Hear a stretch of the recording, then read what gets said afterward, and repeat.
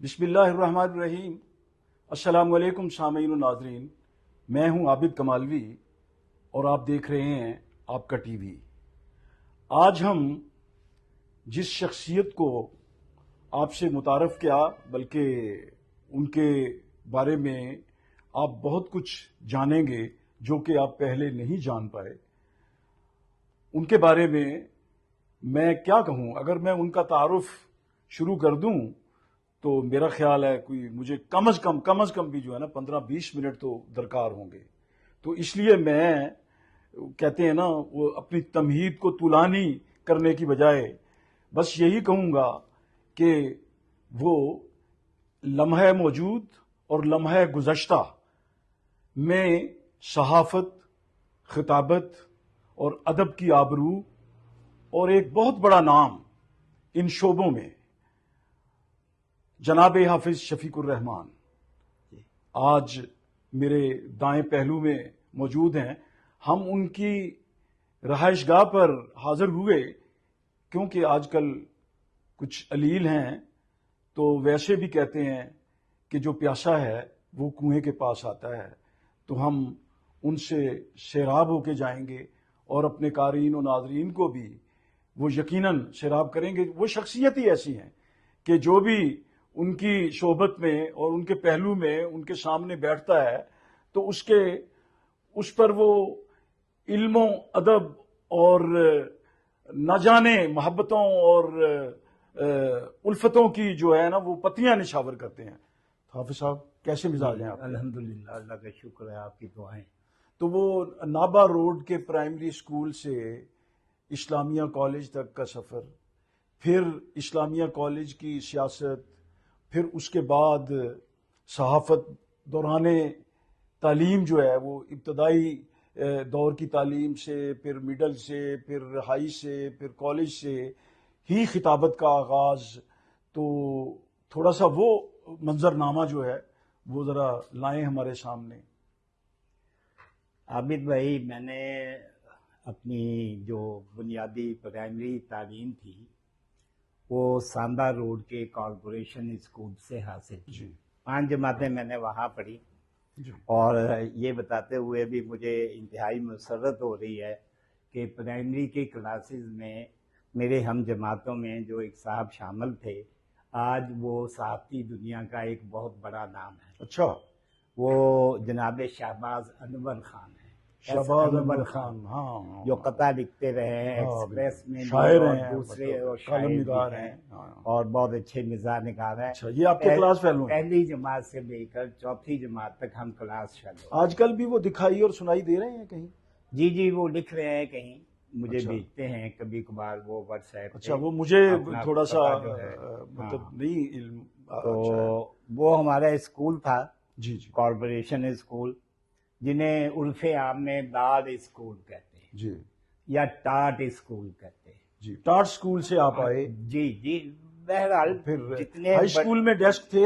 High school میں تو تھے نا؟ جی تو ٹاٹ اسکول، وہ تو ہم لوگ بڑے اپنا فخر سے اپنے بعد میں لکھتے بھی رہے اپنے کالموں میں اور تحریروں میں بھی کہ ہمیں یہ اعزاز حاصل ہے کہ ہم ٹاٹورین ہیں، جیسے ایچسونین ہوتے ہیں ہاں، نا، ایسے ہی تو ہم ٹاٹورین ہیں، جیسے آکسفورڈین ہوتے ہیں ہم ٹاٹورین سرگودین ہیں، ہاں، راویین ہیں، ہم لالین اور ٹاٹورین۔ واہ واہ، اور کیا اصطلاح ہے! ہاں، یہ دیکھیں، اگر آپ پوری تاریخ اٹھا کر دیکھیں اکابر کی، جی یا ان لوگوں کی جنہوں نے نام پیدا کیا، جنہیں زمانے نے نہیں بنایا، وہ جو بن خود گئے۔ ساختہ لوگ تھے، مردان خود ساختہ، بالکل صحیح۔ جنہوں نے اپنے کاندھے پر اپنی کدال خود اٹھائی اور اپنا راستہ خود ہموار کیا، کیا بات! اور منزل مقصود تک بھی پہنچے۔ اچھا، ان میں سے کچھ نام کچھ آپ کے ذہن میں آ رہے ہیں؟ بے شمار لوگ جی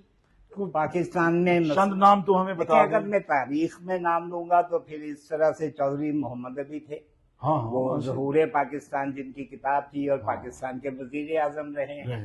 ایسے انگنت نام ہیں جو کہ ٹاٹ اسکولوں سے اٹھے، کارپوریشن اسکولوں سے اٹھے، اور پھر انہوں نے بڑا نام بنایا۔ اور یہ ایک جو امتیازی تعلیمی نصاب تھا یا طرز تعلیم تھا، جو لارڈ مکالے کا طرز نصاب تعلیم تھا، اس میں ایک امتیاز روا رکھا گیا کہ محروم طبقات کے لوگ جو تھے ان کے لیے لارڈ اسکول بنا دیے گئے، اور جو مراعات یافتہ طبقات کے لوگ تھے ان کے لیے چیف کالجز یا ایچسونین کالجز یا نینی تال میں یا گھوڑا گلیوں میں لارنس کالجز بنا دیے گئے. یعنی یہ طبقاتی تعلیم کا سلسلہ بھی طبقاتی تفریق تھی نا، ایک طبقاتی تفریق تھی جو صرف معاشی سطح پر نہیں تھی بلکہ معاشرتی سطح پر بھی وہ اس کو برقرار رکھنا چاہتے تھے. یہ تو بڑی ہمت کی بات ہے اور بڑی جرأت کی بات ہے کہ لوگ نچلے طبقات میں سے بھی اٹھے، محروم طبقات میں سے اٹھے، اور انہوں نے مقابلے کے اعلیٰ امتحانات پاس کیے. پھر وہ شہروں کے ڈپٹی کمشنر لگے، کمشنر لگے، چیف سیکریٹری بنے. ایسے بے شمار لوگ تاریخ میں ہمارے موجود ہیں. اچھا، یہ شوق تقریر جو ہے یہ کب یعنی پیدا ہوا، اور پہلی تقریر آپ نے کہاں کی، کب کی، اور پہلا جو اس میں کوئی پرائز ملا تو وہ کیسے، اس کا کچھ بتائیے. انعامات وغیرہ کے لیے تو ہم کالج کے زمانے میں جب ڈبیٹس شروع کی تو تب ہی جایا کرتے تھے ڈبیٹ کمپٹیشنز. جی وہ تو ہوتے جو تھے، انٹر کالجیٹ ڈبیٹس، وہ ایک روایت تھی. انٹر کالجیٹ ڈبیٹس ہوتی تھی یا انٹر یونیورسٹیز ڈبیٹ ہوتی تھی. ان میں بھی شریک ہوتے رہے، گولڈ میڈل بھی لیے، ان میں پہلا انعام بھی لیا، بڑے بڑے لوگوں کے سامنے لیے.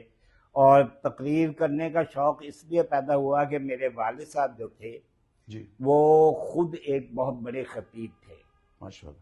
چاہے اپنے محلے کی یا ایک محدود حلقے میں وہ مسجد میں امام بھی تھے، خطیب بھی تھے.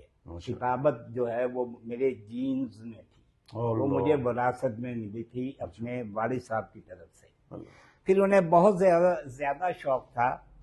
پرانے علماء جیسے کہ بہت عاجز ہوتے ہیں اور منکسر المزاج ہوتے ہیں، وہ اپنی ذات کی نفی کرتے ہیں اور دوسری ذاتیں جو ہیں اور دوسری شخصیات جو ہیں ان کا اثبات کرتے ہیں. تو انہوں نے مجھے بچپن ہی میں بہت چھوٹی عمر میں یعنی مجھے یاد ہے میں 4th 5ویں جماعت میں پڑھتا تھا، تو میرے والد صاحب نے کہنا، آؤ جی آج رات کو جلدی نہیں سونا، عشاء کے بعد ہم نے چلنا ہے. اور انارکلی میں وہ مکی مسجد کے پاس وہاں مولانا احتشام الحق تھانوی آئیں گے، ان کی تقریر سنیں گے.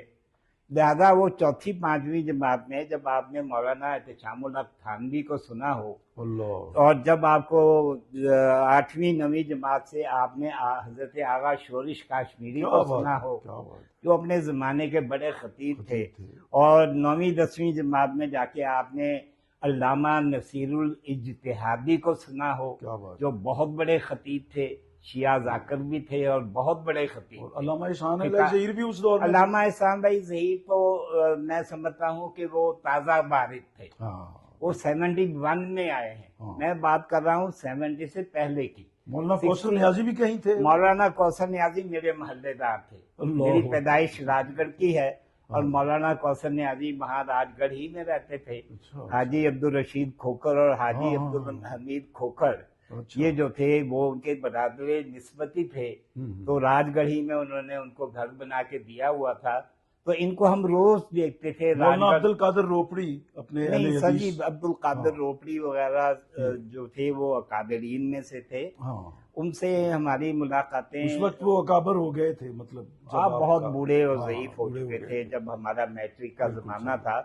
لیکن مولانا عبد القادر روپڑی کو سننا، مولانا محمد عمر اچھروی کو سننا، علامہ خالد محمود کو سننا، علامہ نصیر الاتحادی کو سننا، حضرت آغا شورش کاشمیری کو سننا، مولانا اظہر حسین زیدی کو سننا، جی جنہیں خطیب آل محمد کہتے ہیں، یہ میں میٹرک سے پہلے ان خطباء کو سن چکا تھا.